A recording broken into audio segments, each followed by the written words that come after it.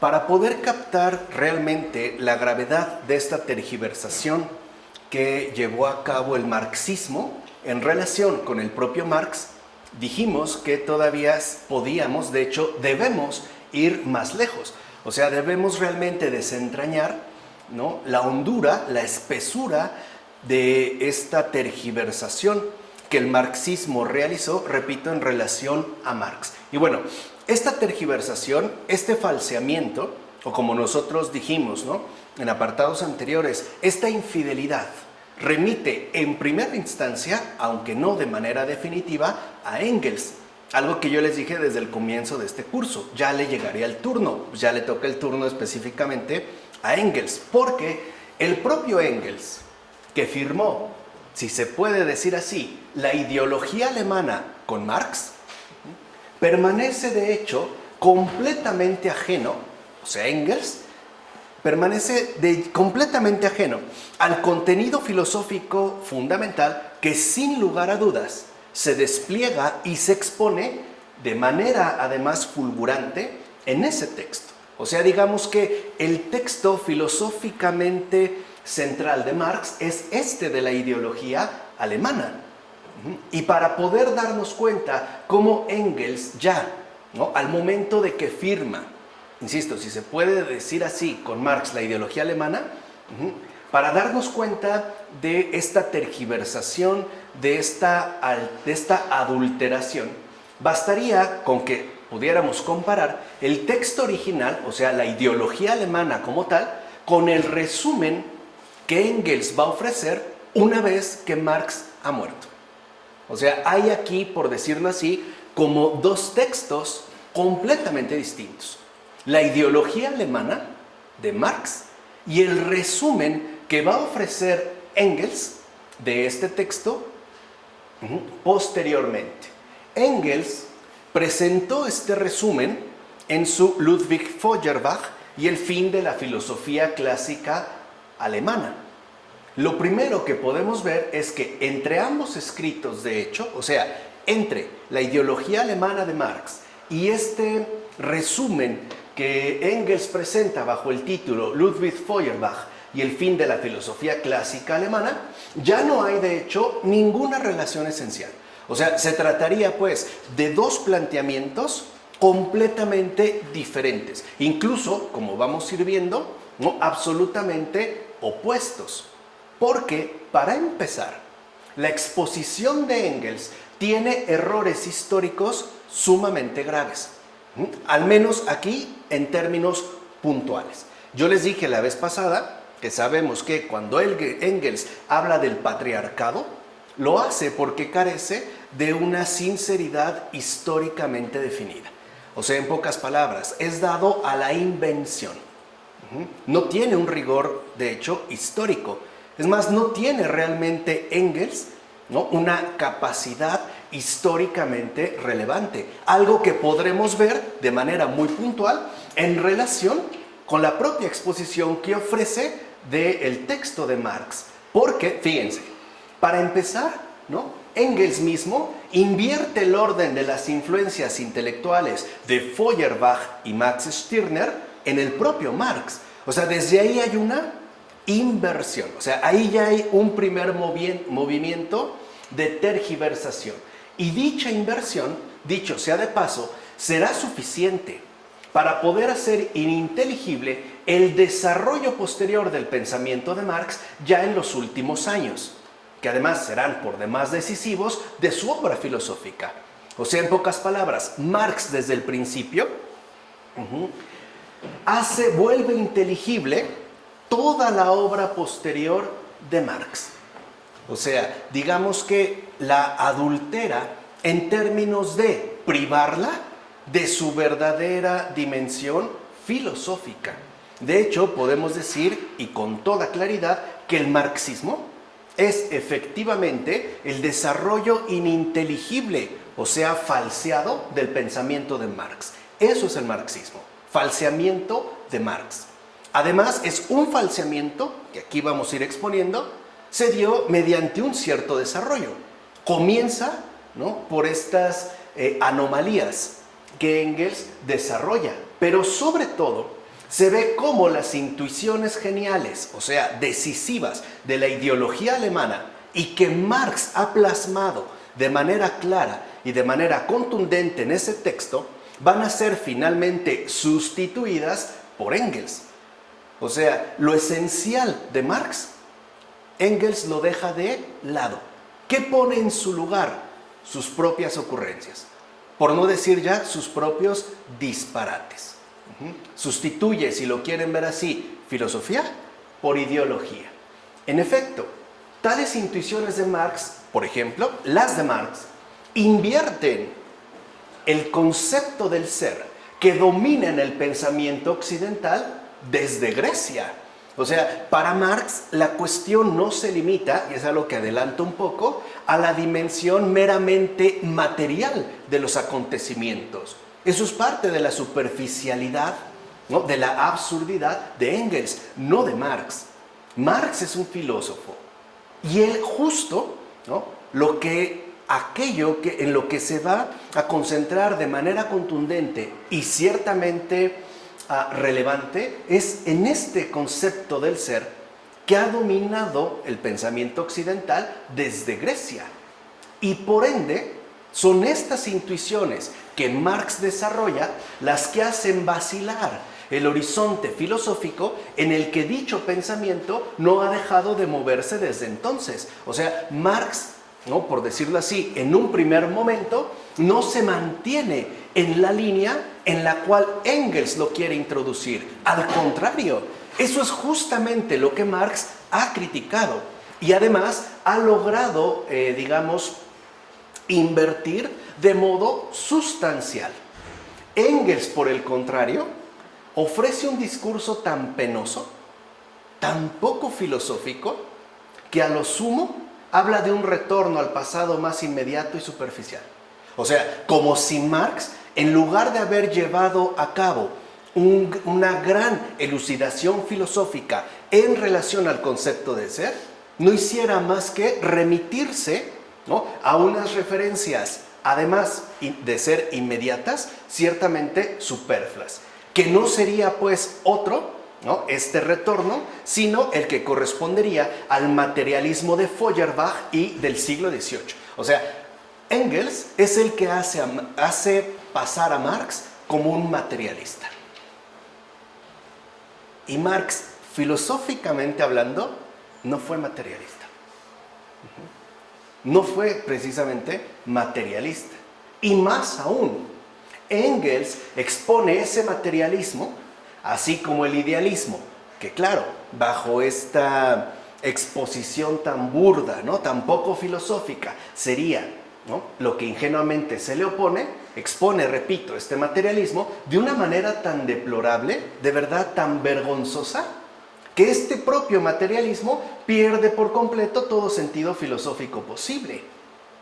O sea, peor aún, no solo hace de Marx un materialista a la vieja usanza, o sea, en el sentido, por ejemplo, de Feuerbach y del materialismo desplegado en el siglo XVIII, sino que además, para empeorar las cosas, el propio Engels, ¿no?, hará que este materialismo atribuido a Marx sea, por otra parte, algo por completo inesencial. O sea, ni siquiera sería un materialismo filosóficamente relevante, sino que Engels encajona a Marx en un materialismo de lo más deplorable, o sea, de lo más inesencial.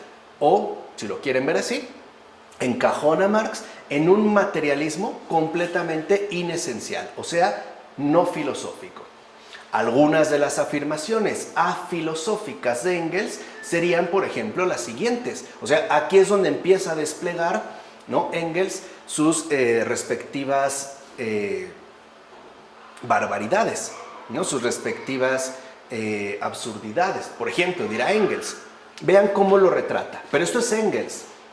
El problema fundamental de toda filosofía, y especialmente de la filosofía moderna, es el de la relación entre el pensamiento y el ser.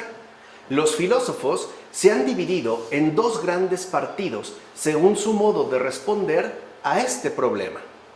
Los que afirman la preexistencia del espíritu respecto de la naturaleza conformaban el partido del idealismo. Los otros, que consideraban la naturaleza como el principio primero, figuran entre las diversas escuelas del materialismo. O sea, una torpeza destacada.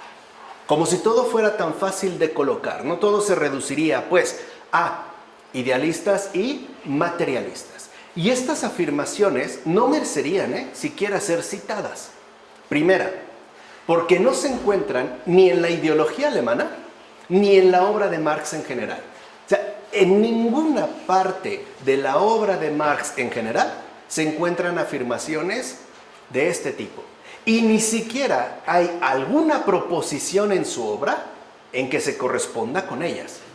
O sea, esto es enteramente cosecha de Engels, no de Marx. Si uno revisa, como les dije, ¿no?, como lo ha hecho Michel Henry, la obra completa de Marx, no encontramos nada que respalde estos planteamientos, ¿no?, que expone Engels. Pero, a pesar de que no serían insostenibles si nos tomamos en serio a Marx, este tipo de afirmaciones fueron retomadas después por Lenin. O sea, Lenin ahora es el que va a aprovechar, ¿no?, la tergiversación dada por Engels para llevar a cabo su respectivo proyecto. En particular, en su famoso artículo sobre el marxismo. Pero vean, ya Lenin ni siquiera está cerca de Marx. Está totalmente influido por Engels. De hecho, este famoso artículo, ¿no?, es en este artículo de Lenin, donde se van a encontrar proposiciones, o sea, afirmaciones de este tipo. Por ejemplo, dirá Lenin, a partir de 1844-1845, es en esta época que se formaron sus ideas. O sea, vean cómo se hacen pasar como alguien que conocieran mejor a Marx que él mismo, ¿no? Alguien que lo tienen tan claro como si fuera una radiografía a contraluz, ¿no? Bueno, Marx fue un materialista y más en particular un adepto de Feuerbach, cuyas debilidades, más tarde, le pareció que residían únicamente en la insuficiencia de rigor y amplitud de su materialismo. O sea, ven aquí el retrato que ya da. Primero Marx fue un materialista, pero después, ¿no?, al mantenerse apegado a Feuerbach, encuentra debilidades, no porque el materialismo tal y como se presenta esté mal, sino única y sencillamente porque era insuficiente. Vamos a decirlo en términos de Lenin, poco revolucionario. No, bueno, dice Lenin, la importancia histórica mundial de Feuerbach, que hizo época, provenía justamente, según Marx, de su ruptura con el idealismo de Hegel y por ende de la afirmación del materialismo. O sea que, de acuerdo con Lenin, la importancia de Feuerbach, ¿no?, reside en que rompió en definitiva con el idealismo de Hegel y por ende superó este planteamiento a través de una afirmación absoluta del materialismo. Además, una afirmación del materialismo que, de acuerdo con Lenin, es precisamente la que Marx siguió, o sea, la que Marx finalmente adoptó. Ahora bien, lejos de ampliar el materialismo de Feuerbach, que es lo que está diciendo Lenin, a partir de los planteamientos de Engels, la ideología alemana, fíjense, en 1845, o sea, estamos hablando de una obra temprana, ni siquiera estamos hablando de una obra póstuma, no, estamos hablando de una obra temprana. Lejos de ampliar este materialismo, rechaza justamente su concepto fundamental. O sea, en la ideología alemana no hay ningún tipo de ampliación del materialismo de Feuerbach, al contrario, lo que hay es un rechazo explícito del concepto fundamental, ¿no?, que lo sustenta. Y además, en el mismo acto con que se abre la nueva dimensión en que Marx situará a partir de aquí en adelante, o sea, desde este escrito de juventud hasta el final de su obra, el lugar de la realidad. O sea, vean aquí, digamos, la importancia que tiene Marx. Número uno, porque para Marx, el poder situar adecuadamente a la realidad implica rechazar el concepto burdo materialista del propio Feuerbach. no ampliarlo, sino básicamente rechazarlo. Y segundo, porque es justo a partir de este rechazo que se puede localizar una nueva dimensión, a partir de la cual la realidad pueda quedar ya ubicada y por ende asumida filosóficamente. ¿Se entiende? De hecho, es justo a partir de esa nueva dimensión que Marx, en la ideología alemana, reconoce como lugar de la realidad, que Marx asimismo va a poder reubicar todos los demás problemas que van a constituir el tema específico, fíjense, no su fundamento, de su entera reflexión. O sea, aquí hay un punto fundamental. El marxismo, a grandes rasgos, apela a temas específicos que Marx ciertamente aborda, pero nunca apela a su fundamento. O sea, toma lo que le conviene y además lo presenta de una manera completamente disparatada. Porque lo que hace Marx es encontrar un fundamento filosóficamente adecuado a partir del cual se puedan después abordar los temas específicos sin perder de vista el fundamento del cual han emergido. O sea, por decirlo de esta manera, lo que le interesa a Marx es, primero, tratar de indagar en la ubicación misma de la realidad. O sea, en pocas palabras, la dimensión ontológica de la realidad. ¿Cuál es el ser de la realidad? Para que una vez que éste esté ubicado, puedan entonces comprenderse los temas específicos que, de igual manera, tendrán que ser analizados. Pero siempre a la luz, o mejor aún, bajo el respaldo de este fundamento. Así pues, esta inmensa laguna filosófica, o sea, esta omisión de lo esencial en Marx, que duró casi un siglo, es lo que dio paso a múltiples consecuencias teóricas. Aquí hay pues otra definición del marxismo. ¿Qué es el marxismo? La inmensa laguna filosófica de lo esencial en Marx. Es pura omisión, así como la ideología de género. Es omisión de la naturaleza, omisión de la realidad, omisión del sentido común, lo mismo en el caso del marxismo. Por eso vemos cómo efectivamente la ideología de género sí es, digamos, ¿no?, la primogénita del marxismo. Pero ahora estamos entendiendo el por qué, o de dónde viene desde sus propias entrañas. Primero, veamos las consecuencias. El propio materialismo, que el planteamiento esencial, es decir, filosófico, de la ideología alemana dejó de lado, o sea, aquello que Marx dejó de lado, ahora sería justamente aquello que proporcionaría el título a la obra entera de Marx.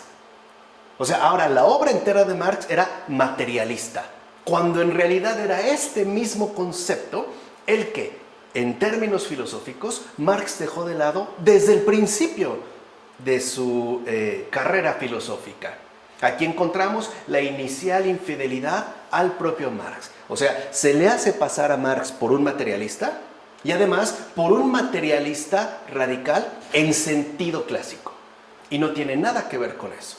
Primer malentendido teórico. Segundo, como hacía falta diferenciar este materialismo que no tiene nada que ver con los planteamientos esenciales de Marx, del de Feuerbach, o sea, con el cual se relacionaba, ¿no?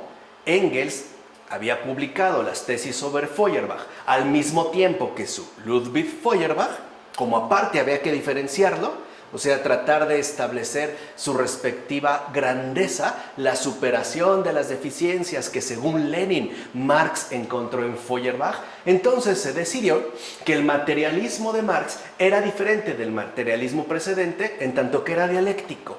O sea, para según poder diferenciarlo del de Feuerbach, ahora al supuesto materialismo de Marx se le llamó dialéctico. Entonces toda su obra en sentido teórico se entendió como materialismo dialéctico, que esa es la presentación que justamente hace el marxismo y es la que teóricamente ha prevalecido. Entonces lo que vemos es, dicho brevemente, un segundo absurdo viene a sumarse de este modo al primero y es natural. ya que la omisión de lo esencial conduce irremediablemente al absurdo. O sea, cuando no hay filosofía, aparece la tontería. Ya. Cuando no hay filosofía, impera el disparate. Cuando no hay razón, lo que hay es sin razón, desvarío, locura. Por eso, justamente, el marxismo es por completo absurdo. Es decir, en tanto carece del todo de una filosofía que apunta a lo esencial. El marxismo, lo mismo que la ideología de género, apunta a muchas cosas, habla de muchas cosas, cubre muchos campos y lo hace por carencia. O sea, como no tiene una filosofía, un sustento, un fundamento basado en lo esencial, entonces se quedará con aquello que resulte temáticamente inmediato, pero es por carencia. ¿Se entiende? O sea, como no hay filosofía, entonces lo que hay es ideología. El querer, ¿no?, abarcar muchos frentes, pero sin un verdadero fundamento filosófico, y por eso es ideología.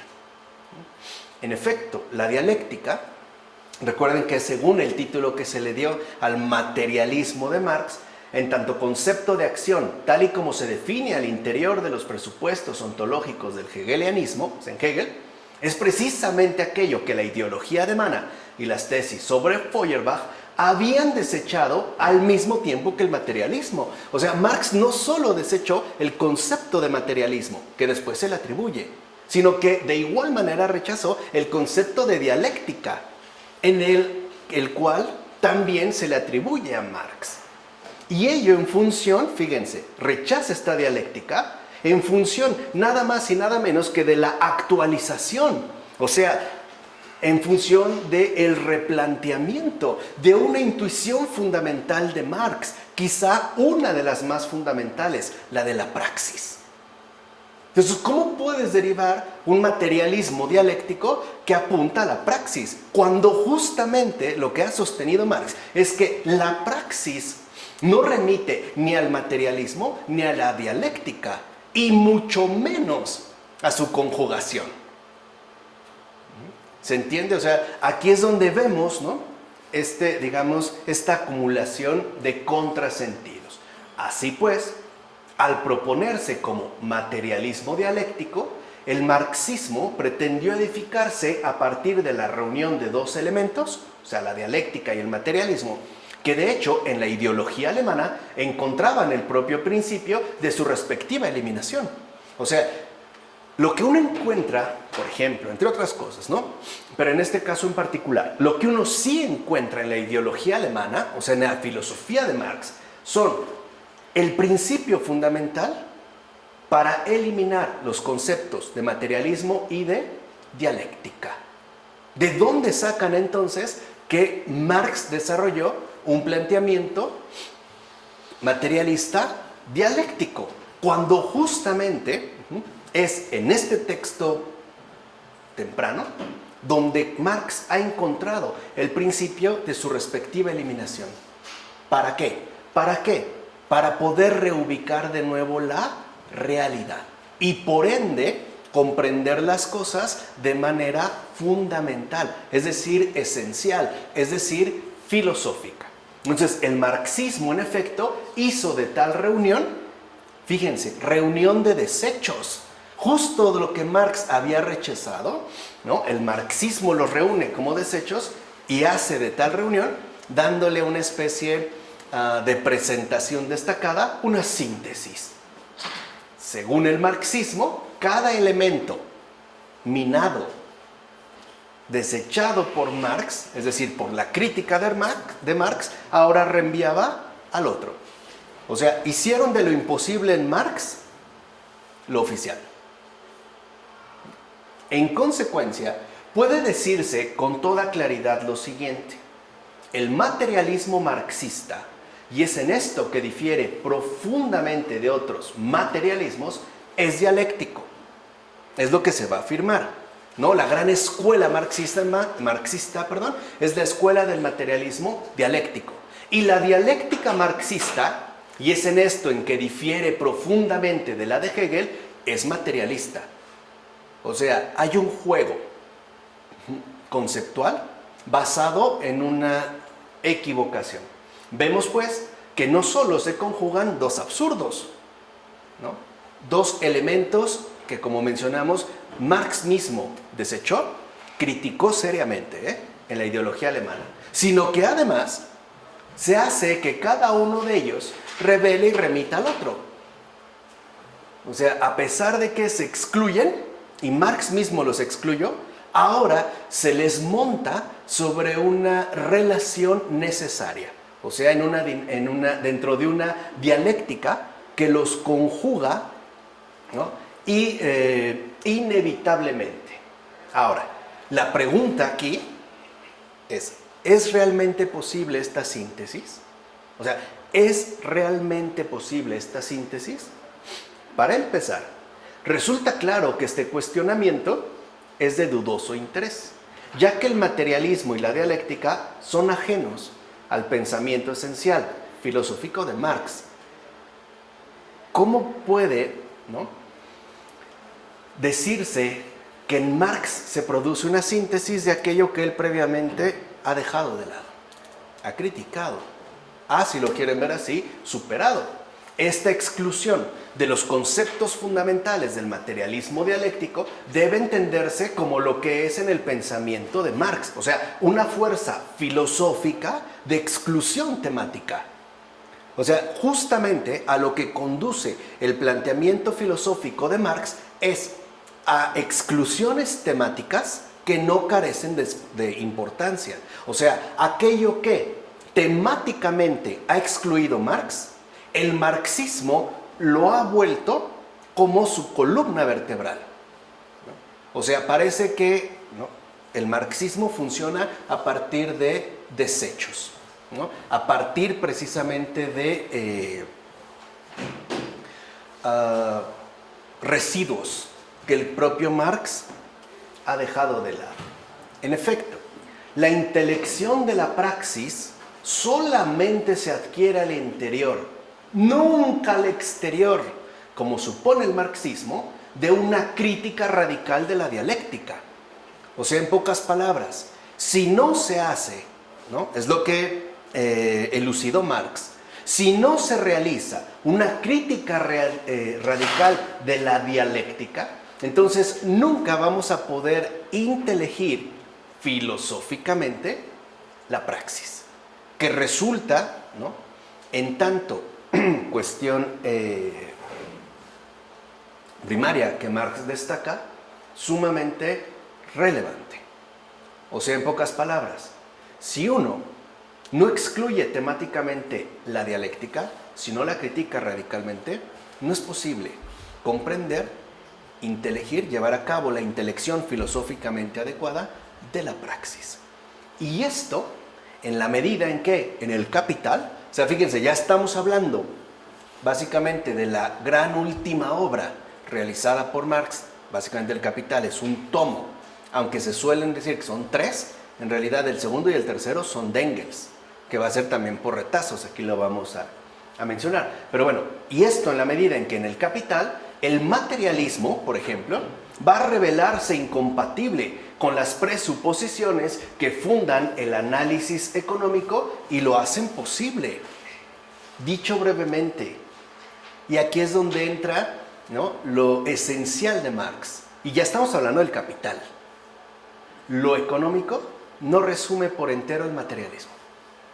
Y no se habla también de materialismo económico como si fuera justo, ¿no?, el único enfoque que Marx ha desarrollado. Pues no, justamente, ¿no?, lo que se destaca en el Capital, a partir de esta crítica radical de la dialéctica, es que lo económico no resume por entero el materialismo. Y esto hay que tenerlo muy en cuenta. Por otra parte, la ausencia de la filosofía de Marx durante todo el periodo de formación de la doctrina marxista, ya dijimos más o menos 100 años, tuvo otra consecuencia no menos ruinosa. Nos referimos a la creencia de que Marx había venido a anunciar el fin de la filosofía, ¿no? O sea, la filosofía al carajo, ya no es tiempo de pensar el mundo, sino de transformarlo, ¿no? Proletarios del mundo entero, uníos. Un llamado, pues, ¿no?, a la praxis, a la práctica revolucionaria, a la subversión. Algo totalmente falso, ya que el tema de la muerte de la filosofía, por cierto, tomado de Feuerbach, tiene en Marx una significación limitada. Es cierto, Marx va a hablar del fin de la filosofía, pero en sentido limitado. Cuando habla del fin de la filosofía, solamente se está refiriendo a la filosofía de Hegel, que era la filosofía dominante en su momento. Ese era el fin de Hegel, no de toda la filosofía, para ahora entonces darle una cabida exclusiva a la política y a la economía. Falso, Marx nunca dijo eso. Sí habló del fin de la filosofía de Hegel. De hecho, para ser más específicos, lo que llegaba a su fin era el sistema hegeliano, no la filosofía en su conjunto. De ahí entonces, ¿no?, que se presenciaran el nacimiento y el desarrollo de extraños contrasentidos. Evidentemente, tal nacimiento y desarrollo se debió a que aún estaban inéditas las obras filosóficas de Marx. Solamente se conocían los escritos políticos y económicos, y por tanto, todo parecía indicar que cualquier base filosófica sustancial, pues, no estaba presente en su obra, o si lo estaba, había desaparecido, ¿no? Como si Marx hubiera empezado siendo filósofo y al final hubiera terminado siendo marxista, ¿no? O sea, otra cosa distinta a él mismo. De hecho, a partir de la ausencia de la filosofía de Marx, el marxismo interpretó las cosas de la siguiente manera. Vean ahora ya esta interpretación, ¿no?, que aparte va a ser sumamente hegemónica. La ruptura provocada por Marx en el seno del pensamiento occidental había consistido precisamente en la renuncia a toda filosofía.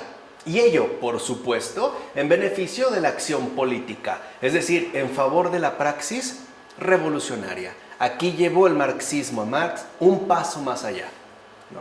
Literalmente ahora, ¿no?, pareciera que entonces es gracias a Marx que se dio el énfasis total en la acción política, que en términos marxistas se llama praxis revolucionaria, pero solamente a costa de haber renunciado a la filosofía.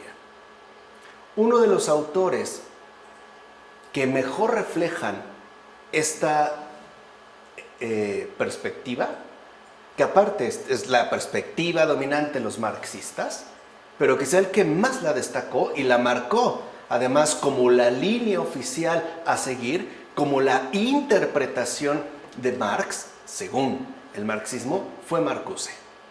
Herbert Marcuse. Dirá Marcuse en tanto marxista, es decir, en tanto no filósofo. Y hay que decirlo, sea realmente, ¿no? Dirá Marcuse. Vean qué dice Marcuse. La transición de Hegel a Marx es desde todo punto de vista una transición a un orden de verdad diferente que ya no puede ser interpretado en términos de filosofía. O sea, al carajo la filosofía. Venga la pura acción política, o sea, la praxis revolucionaria, ¿no?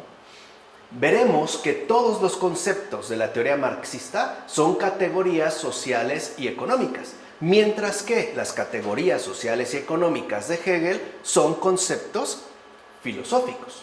Ni siquiera los primeros escritos de Marx son filosóficos. Ellos expresan la negación de la filosofía, incluso si lo hacen todavía en un lenguaje filosófico.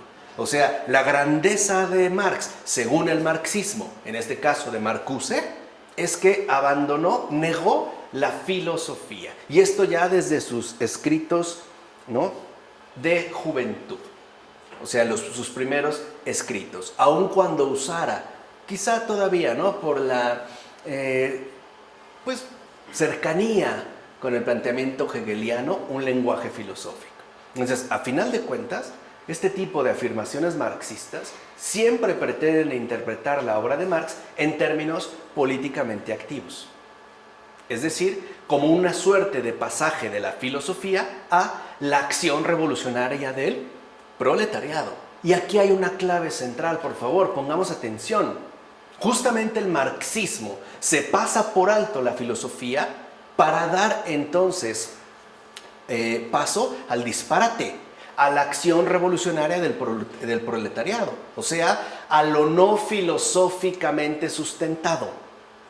O dicho brevemente, el marxismo anula la razón para dar rienda suelta a la sin razón, que ya sabemos cómo se desplegó. Basta con echarle un ojo al régimen comunista y basta con ver lo que ya está sucediendo en estos momentos. O sea, la acción revolucionaria del proletariado. Ya no hay racionalidad, pues ahora habrá que dar vuelo a la emocionalidad, pero claro, debidamente programada, ¿no?, y controlada por las instancias pertinentes. Dicho sea de paso, es eso justamente lo que explícitamente afirma Marcuse sobre Marx. Dice Marcuse, su conclusión, fíjense, no es en absoluto una solución filosófica. El llamado a la acción revolucionaria del proletariado ha sustituido ya a la resignación de una filosofía del trabajo. O sea, según Marcuse, la filosofía del trabajo ya no tiene ningún sentido ni cabida. El llamado de Marx ha sido pasar a la acción revolucionaria del proletariado. No se puede entonces discutir, hay que destruir. Ahora entienden por qué tiene este perfil tan marcadamente violento, ¿no?, la ideología de género en cuanto tal. Ahora entienden por qué los rojos se caracterizaban bajo esta línea por un actuar ciertamente enardecido, violento y agresivo. Ahora entienden por qué con un adepto a la ideología de género no se puede discutir. Porque no hay razón. Para ellos no se trata de una discusión. Ya no es una cuestión esencial. Ya no se trata de filosofar. Se trata de incidir. Se trata de imponer la acción revolucionaria mediante, como ya lo habíamos expuesto, la complicidad de la política. No se trata de discutir, se trata de acabar con todo. Esa es la dictadura, ¿no? Espero que vayan entendiendo ahora el por qué era necesario irnos a fondo. Entonces, así pues, es el marxismo, y no Marx, el que promueve una acción revolucionaria en términos enteramente, ¿qué?, políticos, cuando Marx ni al caso. Ni al caso. De aquí brota justamente la triste historia que en muchas partes del mundo se vivió desde ya finales del siglo XIX hasta bien avanzado el siglo XX a manos del comunismo revolucionario. O sea, la dictadura de la sinrazón. La época, por eso se le llamó la época del terror. ¿A poco había posibilidades de establecer un debate filosófico? No, todo se reducía a acciones políticamente programadas, arrestos, ejecuciones, desapariciones, ¿no?, muertes, etcétera, etcétera, etcétera. Justo por eso. ¿Para qué? Pasando por alto o rechazando la razón, se diera pie a la sin razón, digamos, a la marea, ¿no?, de la sin razón. Naturalmente, la responsabilidad de Engels es aquí abrumadora. Para empezar, porque fue él quien contribuyó a orientar la reflexión de Marx hacia la condición obrera y hacia el conjunto de los problemas relacionados únicamente con ella. Pero esto fue Engels, no Marx. O sea, Engels, ¿no?, presenta la reflexión de Marx como dirigida única y exclusivamente a la condición obrera y al conjunto de problemas que la conforman. Y por ende es el primero que empieza a apuntar hacia la praxis revolucionaria, o sea, hacia un movimiento políticamente organizado. Después, porque fue Engels quien, luego de que Marx muriera, llevó a cabo un trabajo de selección, clasificación y publicación, o sea, una manipulación, ¿no?, totalmente amañada, basada por completo en los manuscritos económicos. En eso. De hecho, fue Engels quien a partir de tales manuscritos, ya dijimos, ¿no?, únicamente económicos, construyó ad hoc, o sea, a su modo, a su conveniencia, ¿no?, los libros 2 y 3 del Capital. Él los construyó. Estos dos libros, por cierto, ya no contienen nada de filosófico, ya que Engels no era un filósofo. Y eso hay que entenderlo muy bien. Engels no era un filósofo. Era alguien con una vocación cientificista, para nada filósofo. Por eso hay una enorme diferencia entre el volumen 1, el 2 y el 3. Engels, ciertamente, tuvo siempre un vivo interés por el estudio de los colorantes, lo cual se explica por el simple hecho de que él dirigía una empresa textil. Era un burgués, era un patrón, tenía proletarios a su servicio. Por ese simple hecho. Además de que tuvo también siempre un interés muy marcado por la química, la física y en general por las ciencias naturales. Es más, esas, las que correspondían con las ciencias naturales, fueron siempre sus materias preferidas. Incluso cuando Engels estuvo en Manchester con su amigo Carl Schortlemer, no dejó de estudiar ciencias naturales, o sea, ni siquiera en Manchester. Y ya en Londres, incluso todavía se aplicó con más ímpetu y entusiasmo a estos estudios naturalistas. Eso explica, por ejemplo, la extraña disertación sobre la química flogística que Engels creyó correcto insertar en medio de su prefacio al libro 2 del Capital. De verdad, no nos imaginamos a Marx hablando de esta flogística, de la química flogística. Y Engels lo coloca aparte en un apartado central del prefacio al 2. De hecho, esa preferencia suya, ¿no?, naturalista, vamos a decirlo así, positivista, ¿no?, es la que también explica la nota que Engels agrega en su prefacio a la reedición alemana. Fíjense, ya no solo ahora lo que había hecho en la edición alemana, sino en la reedición, ¿no?, del Manifiesto Comunista. Una nota que, dicho sea de paso, ya figuraba en el prefacio escrito para la edición inglesa.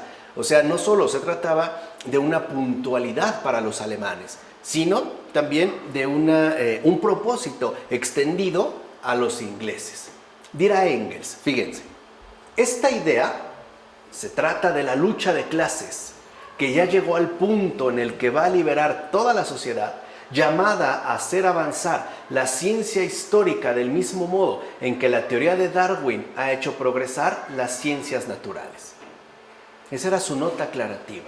Así pues, estas consideraciones, en apariencia marginales, contienen ya las premisas básicas de la ulterior evolución de la doctrina marxista. Sin embargo, más que la emergencia de una ciencia o de teorías científicas particulares, lo notable de las indicaciones de Engels, así como los temas, ¿no?, y títulos de algunos de sus manuscritos, como Dialéctica y Ciencias Naturales, Matemáticas y Ciencias Naturales, etc., es el hecho de que el saber, es decir, aquel que Marx había venido a inaugurar, no solo estaba de acuerdo con los resultados positivos de las diversas ciencias naturales, sino que en realidad consistía en sí mismo una ciencia entre las otras, y precisamente por esa razón un saber científico. Aquí estaba su camuflaje de autoridad incuestionable, hacer aparte, ¿no?, de la obra de Marx una ciencia, cuando en realidad en Marx no tiene nada de ciencia. Es una filosofía, o sea, es un planteamiento abocado precisamente a lo esencial, a la ubicación de la realidad. Y una vez de ahí, tratar, ahora sí, de afrontar las diversas temáticas que le interesan, pero parte, pues, ¿no?, de un sustento filosóficamente esencial. ¿Por qué hace también esto entonces en la reedición del Manifiesto Comunista Engels? Pues para darle al marxismo una pátina de autoridad incuestionable, darle fama de ciencia. ¿Por qué la recubrió de un maquillaje de ciencia, porque carece de filosofía. Una verdadera filosofía jamás se va a hacer pasar por una ciencia, así como una verdadera ciencia nunca se va a hacer pasar por una filosofía. Claro, si el marxismo, ¿no?, que ha inaugurado Engels no tiene un sustento filosófico, entonces ¿qué carajo la va a sostener? Pues la ciencia. Entonces hay que acercarla a la ciencia, que además, como sabemos, a partir, ¿no?, ya del siglo XVIII y sobre todo en el siglo XIX, ha ganado un posicionamiento de autoridad indiscutible. Si hay algo que sea dogmático, ¿no?, severamente ya, incluso hasta nuestros días, es la ciencia. Se vuelve como lo incuestionable, ¿no? Lo vemos hasta en los ejercicios de mercadotecnia del día con día, ¿no? Nos pueden ofrecer un cepillo dental probado científicamente. Ahora dicen clínicamente, o sea, decir que ya, nadie lo tiene por qué discutir. Por eso Engels hace pasar el materialismo dialéctico, o sea, la doctrina marxista, o sea, su disparate, como un saber científico. Lo hace pasar por una ciencia, justamente por carecer de filosofía. En efecto, la teoría de la historia, por ejemplo, es comparable con la biología. Y por ende, según Engels, trasluce el sentido último del pensamiento de Marx. Así pues, a partir de tal comparación, surge lo siguiente. Los progresos que lleva a cabo la lucha de clases, esa es la imaginería, ¿no? Ese es el desvarío de Engels, son equiparables. Y ojo, hasta comparados con el tipo de progreso que Darwin atribuyó a las ciencias naturales. Esa es la narrativa de Engels. De fondo, lo que busca el marxismo es cubrir la ausencia del saber filosófico con el prestigio incuestionable de un saber científico. Esa es la cuestión. Hoy en día, ¿qué se hace? Como no hay fundamento, pues entonces hay que brincarnos a la praxis política. O sea, no hay razón, pues vamos, ¿no?, a desbocar la sinrazón, la actividad revolucionaria. Esta sinrazón, que por cierto ya fuera también denunciada por un gran ruso de una enorme sensibilidad llamado Iván Bunin.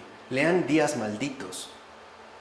Y ahí van a ver cómo él relata, y no necesita escribir ni inventar, solamente, ¿no?, retratar, dar a conocer qué es el modus operandi de esta actividad revolucionaria, que además se ha tornado como una mano ejecutora de un saber científico que no puede ser puesto en cuestión. La pregunta es, ¿y dónde está la razón? O sea, ¿dónde está aquí, pues, el saber filosófico? De hecho, el significado de este encubrimiento del saber filosófico por el saber científico, o mejor aún, la reducción de aquel a este, es justo el perfil positivista que pretende ostentar el marxismo. Como si fuera, les dije, algo que no se puede criticar ni cuestionar, porque es una ciencia. Ahora bien, la especificidad del saber filosófico, y en el caso que nos ocupa de la filosofía de Marx, no fue solamente en ausencia de los textos filosóficos desconocida e ignorada, sino que asimismo fue negada, que es todavía mucho peor. Podemos decir, bueno, no se conocían los textos los filosóficos, solamente es, ¿no?, Engels, pues, trabajó con los textos económicos, algunos políticos, ok, de acuerdo, pero no solamente fue ignorada la filosofía, también fue negada, y eso es peor. De ahí pues que la caída del pensamiento filosófico de Marx en el positivismo cientificista sea una afectación grave, o sea, programada, porque en efecto termina, ¿no?, afectando de manera directa y tajante su contenido sustancial. De hecho, como tal positivismo no se limita ya a instituir una comparación con las ciencias existentes, sino que lo hunde en el cientificismo, tal afectación cambiará el objeto específico de la búsqueda de Marx. En efecto, el marxismo como ciencia ya no va a ser otra cosa sino una suerte de sociología. O sea, una especie de sociología científica, ¿no? Con perfume de ciencia. En consecuencia, el supuesto objeto central de Marx será, por tanto, la producción material y las formas sociales ligadas a ella. Es la idea que tenemos marxista de Marx, ¿no? Y ya no su ontología de lo universal, que es justo, ¿no?, digamos, como la elucidación que en términos filosóficos Marx alcanzó. De hecho, eso es justamente, ¿no?, el lugar, esa ontología de la universal que desarrolla Marx, es justo lo que le permite ubicar la realidad y por ende abordar, ¿no?, los temas respectivos que serán de su interés.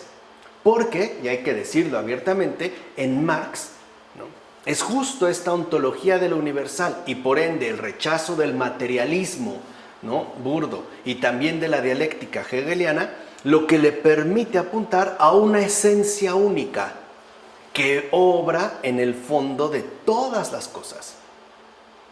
Para Marx sí hay una esencia única que obra en el fondo de todas las cosas. ¿Qué es lo que dice el marxismo? Que no hay esencia. ¿Qué es lo que dice la ideología de género? Que no hay esencia, no hay naturaleza, nada es esencial. Todo es un constructo social, es decir, una imposición cultural, etcétera, etcétera, etcétera. Cuando justo, ¿no?, en el caso de Marx es todo lo contrario. O sea, en Marx, eso es lo que le decía, no hay un materialismo cerrado.